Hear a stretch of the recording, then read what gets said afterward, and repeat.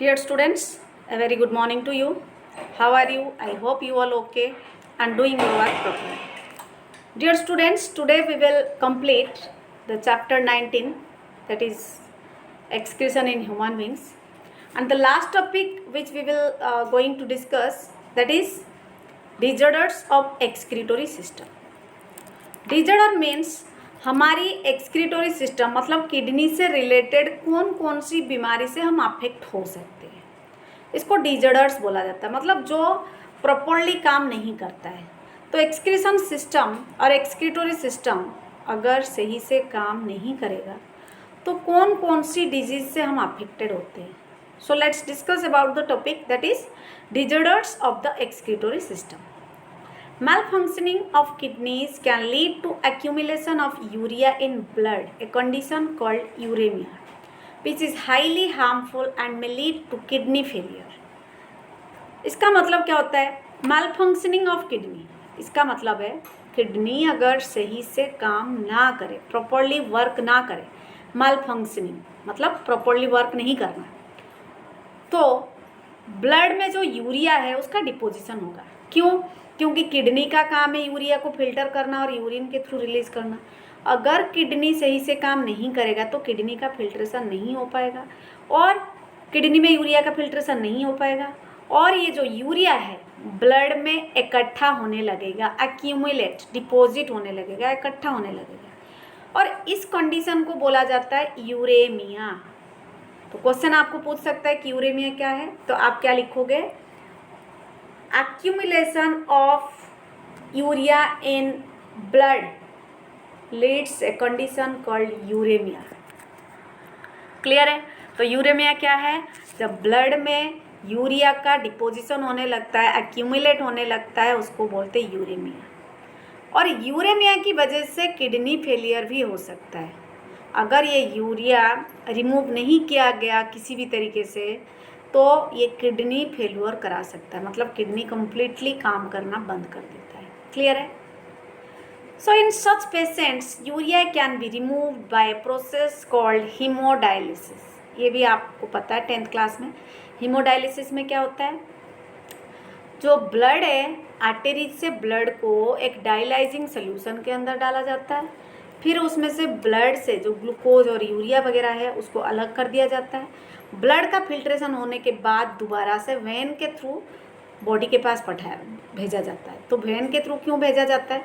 क्योंकि वेन उसको दोबारा से हार्ट के पास लेके जाएगा और हार्ट पंप करके उसको अलग अलग पार्ट्स तक पहुंचाएगा.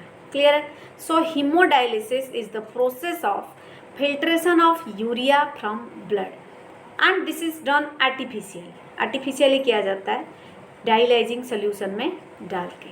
क्लियर है? सो जिनकी किडनी फेल्यूर हो जाता है, जिनकी किडनी प्रॉपरली वर्क नहीं करता है, उन पेशेंट्स के केस में यूरिया को कैसे फिल्ट्रेशन किया जाता है? हीमोडायलिसिस प्रोसेस से. हीमो मतलब ब्लड, डायलिसिस मतलब purification.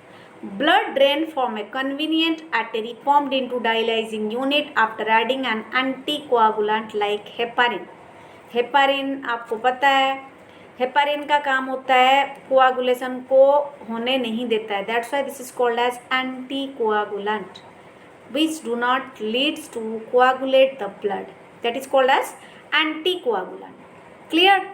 So blood drain from a convenient artery. Artery से ब्लड को लाया जाता है और पंप किया जाता है डायलाइजिंग सोल्यूशन में जिसमें हेपारिन जैसे एंटीकोआगुलेंट को डाला जाता है, फिर बाद में उसको रिटर्न भेज दिया जाता है वेन में. The unit contains a coiled cell phone tube surrounded by a flux or fluid, dialyzing fluid having the same composition as that of plasma except the nitrogenous waste. Clear? So dialyzing solution में क्या होता है? Dialyzing solution, the unit contains coiled cellophane tube surrounded by a fluid or that is dialyzing fluid having the same composition that of plasma. Plasma में जो composition होता है वही same composition dialysing fluid में होता है, एक्सेप्ट, ये याद रखना है, except nitrogenous waste, nitrogenous waste को छोड़ के. The porous cellophane membrane of the tube allows the passage of molecules based on concentration gradient. वो डिपेंड करता है कॉन्सेंट्रेशन ग्रेडियंट के ऊपर कि ब्लड में जो जो सॉल्यूशंस जो सब्सटेंसेस है वो क्या है, उस पर डिपेंड करके जो डायलाइजिंग सोल्यूशन लिया जाता है ब्लड की डायलिसिस के लिए वो डिपेंड करता है कॉन्सेंट्रेशन ग्रेडियंट पे। मतलब जैसे आपको पता है पानी में आपने चीनी घोल लिया, नमक घोल लिया या अदर और कुछ सोल्यूबल सब्सटेंस को घोल लिया तो क्या होता है वो कॉन्सेंट्रेशन बन जाता है। तो ब्लड में भी अलग अलग कंपोनेंट्स है जिसकी वजह से ये एक कॉन्सेंट्रेशन ग्रेडियंट है। ब्लड की कॉन्सेंट्रेशन ग्रेडियंट के अकॉर्डिंग डायलाइजिंग सोल्यूशन की कॉन्सेंट्रेशन ग्रेडियंट को डिसाइड किया जाता है कितना होना चाहिए। सो आज nitrogenous waste are absent in the dialyzing fluid, the substances freely move out, thereby clearing the blood. क्योंकि नाइट्रोजनस वेस्ट नहीं होता है डायलाइसिस जो होती है डायलिसिस फ्लूइड में, डायलाइजिंग फ्लूइड में, तो जो सब्सटेंस हमने डाला था वो फ्रीली मूव करके ब्लड को क्लियर कर देते हैं। मतलब ब्लड से यूरिया को रिमूव कर देते हैं, ग्लूकोज को रिमूव कर देते हैं। The cleared blood is pumped back to the body through a vein after adding anti-heparin to it. Starting में मैंने बताया था आर्टरी से ब्लड लिया जाता है डायलिसिस के लिए। डायलिसिस होने के बाद वो ब्लड को वेन में भेजा जाता है। क्यों भेजा जाता है वो भी मैंने बता दिया था, क्योंकि हार्ट के पास वेन लेके जाएगा और हार्ट पंप करके दोबारा से बॉडी के डिफरेंट पार्ट्स तक पहुंचेगा। तो इसमें एंटी हेपारिन डाला जाता है। हेपारिन का काम क्या है? कोआगुलेट करना। एंटी हेपारिन का काम क्या होता है? कोआगुलेट नहीं करना। तो यहाँ पे एंटी हेपारिन को डाला जाता है। This method is boon for thousands of uraemic patients all over the world. Boon का मतलब होता है वरदान। पूरे वर्ल्ड में जितने भी पर्सन्स पेशेंट्स इस यूरेमिया डिजीज़ के शिकार है और इस यूरेमिया डिजीज़ से सफ़र कर रहे हैं, जिनका यूरिया का फिल्ट्रेशन नहीं हो पा रहा है, उनके लिए ये जो डायलिसिस होता है ये एक बोन की तरह काम करता है, वरदान की तरह काम करता है। क्लियर है? सो kidney transplantation is the ultimate method in the correction of acute renal failures. कभी कभी किडनी ट्रांसप्लांट भी किया जाता है जिसका किडनी सही से काम नहीं करता है और डायलिसिस जो करना है वो भी पॉसिबल नहीं होता है। डायलिसिस जो होती है हॉस्पिटल वगैरह में, वो हर हॉस्पिटल में उसकी फैसिलिटी नहीं होती है। फिर इसको डिपेंड किया जाता है कि किस रेट में इसका यूरिया फॉर्मेशन हो रहा है। तो बेस्ट क्या होता है, करेक्शन कैसे कर सकते हैं हम इसको? किडनी ट्रांसप्लांटेशन करके। मतलब किसी हेल्दी पर्सन की किडनी को ट्रांसप्लांट किया जाता है उस पर्सन में जिसका किडनी काम करना बंद कर देता है। Functioning kidney is used transplantation from a donor, preferably a close relative, to minimize its chances of rejection by the immune system of the host. Normally जो किडनी ट्रांसप्लांट होता है रिलेटिव्स का ज़्यादा बेटर रहता है। क्यों रहता है? क्योंकि रिलेटिव मतलब सपोज भाई हो गया, बहन हो गया, या फिर फादर मदर कोई भी हो गया। अगर फादर का है तो बेटे का हो गया, बेटी का हो गया। इससे क्या होता है, जो ब्लड ग्रुप मैचिंग और टिश्यू मैचिंग है उसमें कोई दिक्कत नहीं आती है। साथ में जो बॉडी के अंदर एंटीबॉडीज फॉर्मेशन होता है वो भी सपोर्ट करता है जो ग्राफ्टिंग हुआ है, ट्रांसप्लांटेशन हुआ है। पर अगर हम किसी दूसरे पर्सन से लाएंगे, हो सकता है जो हमारी बॉडी की एंटीबॉडी है वो दूसरे की बॉडी का जो ऑर्गन हमारा सपोज किडनी लगा है वो एंटीबॉडी सप्लाई करना बंद कर देगा उस किडनी के पास। और जैसे वो किडनी का खुद का एंटीबॉडी खत्म हो जाएगा, किडनी दोबारा काम करना बंद कर देगा। तो इसलिए हमेशा जब ऑर्गन ट्रांसप्लांट किया जाता है तो एक क्लोज रिलेटिव के ऑर्गन को ट्रांसप्लांटेशन के लिए यूज किया जाता है ताकि जो इम्यून सिस्टम है होस्ट की वो उसको रिजेक्ट ना करे, वो पहचान ना पाए कि ये मेरा है या मेरी रिलेटिव का है।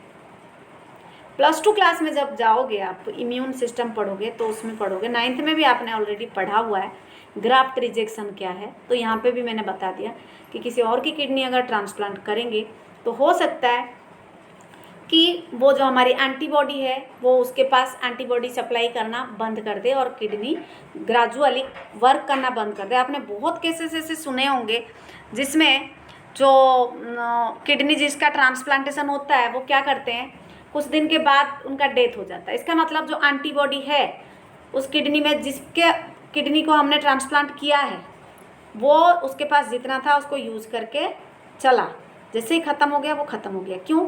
हमारी बॉडी क्यों नहीं सप्लाई किया उसके पास एंटीबॉडी?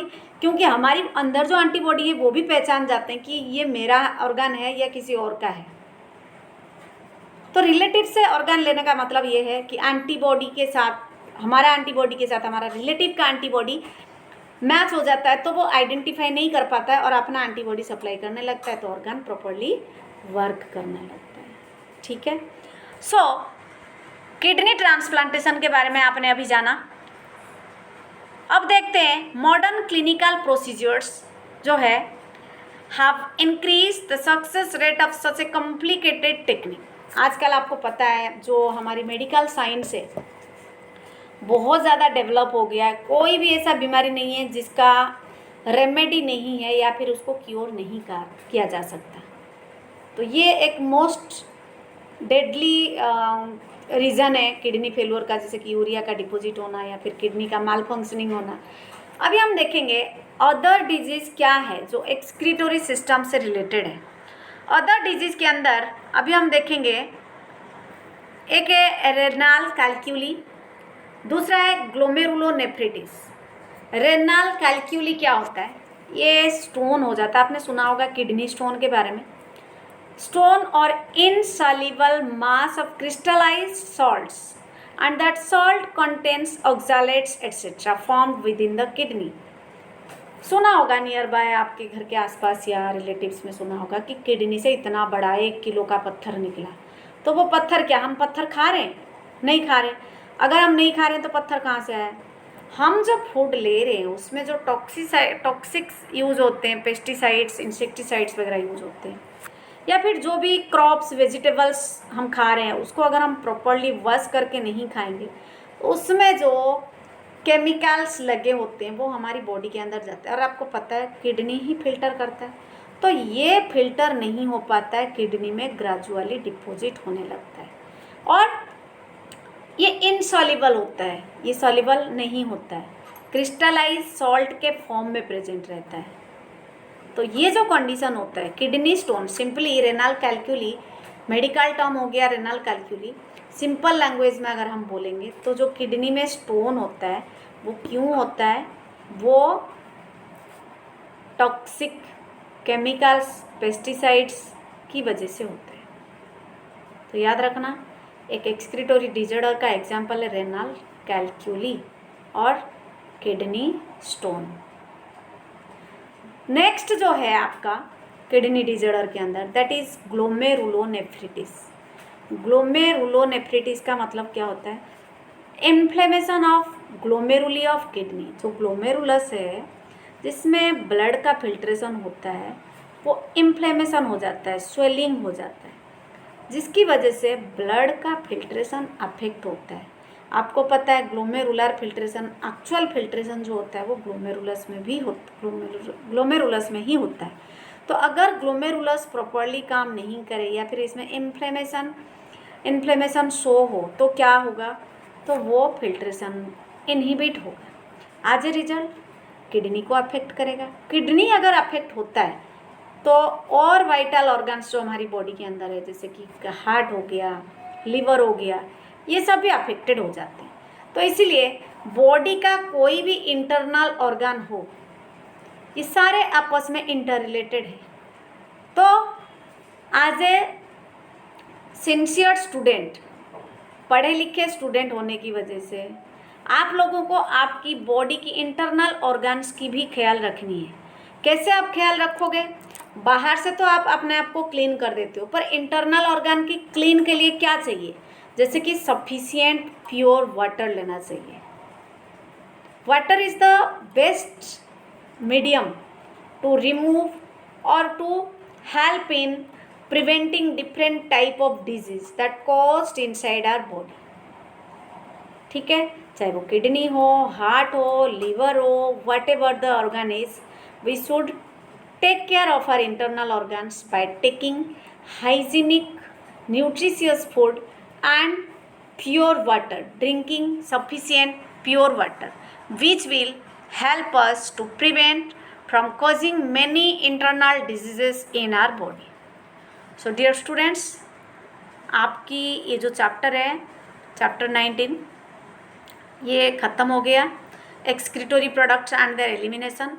आज हमने लास्ट टॉपिक कंप्लीट कर दिया, दैट इज डिजर्डर्स ऑफ एक्सक्रीशन। तो इसके बाद हमारा एक ही चैप्टर बचेगा, उसके बाद हमारा सिलेबस ख़त्म। तो ये जो इसके बाद जो चैप्टर हम डिस्कशन करेंगे वो होगा हार्मोन के बारे में, कंप्लीट हार्मोन के बारे में वो चैप्टर होगा। तो इस चैप्टर का भी हम टेस्ट लेंगे और आपको जैसे मैंने लाइन टू लाइन पढ़ा है, आप सेल्फ स्टडी करने के दौरान इसको क्या करोगे, अंडरलाइन करोगे और ढंग से पढ़ोगे। और जितना आपके सिलेबस में आप उतना ही कीजिए। नीट में कोई भी एक क्वेश्चन बाहर से नहीं आता है। आप ये मत सोचिए कि अभी कुछ बच्चे क्या करते हैं, महीने में एक दिन होमवर्क भेजते हैं। ये कौन सा इंटेलिजेंसी हो गया? टेस्ट लो तो टेस्ट नहीं देते हैं, टेस्ट लो तो चीटिंग करके लिख देते हैं। जब स्कूल खुलेगा, मुझे पता है किसका स्टैंडर्ड क्या है, कौन क्या कर रहा है, तो मुझे शो करने की ज़रूरत नहीं है, खुद को शो करने की ज़रूरत है कि तुम क्या हो। और इतनी अच्छे से हम एक्सप्लेन करने के बाद भी अगर आप लोग नहीं करोगे, तुम्हें रिक्वेस्ट करना पड़ रहा है होमवर्क भेजो, होमवर्क भेजो, और इससे बेटर भी तुम्हें कोई पढ़ा भी नहीं सकता। जिस तरह से हम पढ़ा रहे हैं ना, इससे कोई बेटर नहीं पढ़ा सकता। ब्लैक बोर्ड पे पहले पढ़ाया, अब ऐसे लाइन टू लाइन जहाँ पे लग रहा है लाइन टू लाइन पढ़ाना है वो भी पढ़ा रहे हैं, वर्कशीट्स भेज रहे हैं। होमवर्क 3-4 बच्चों का ही आता है, वीडियो ही नहीं देखते। पास कैसे होगे? 11th में पास कैसे होगे? So care for it and do your study properly. और अभी से कोई नीट वीट के चक्कर में पढ़ने की ज़रूरत नहीं है। पहले चैप्टर रीडिंग करना सीख जाओ, रीडिंग करना, इसमें जो वर्ड्स है उसका प्रोनाउंसिएशन करना सीख जाओ। बाद में नीट वीट के लिए तैयार करना अपना +2 के बाद। अगर नीट में फंस गए तो +1 +2 फेल हो जाओगे, तो पहले इसकी तैयारी करनी है। So for today this is all about your topic. In our next class we will study the last chapter of your NCERT book.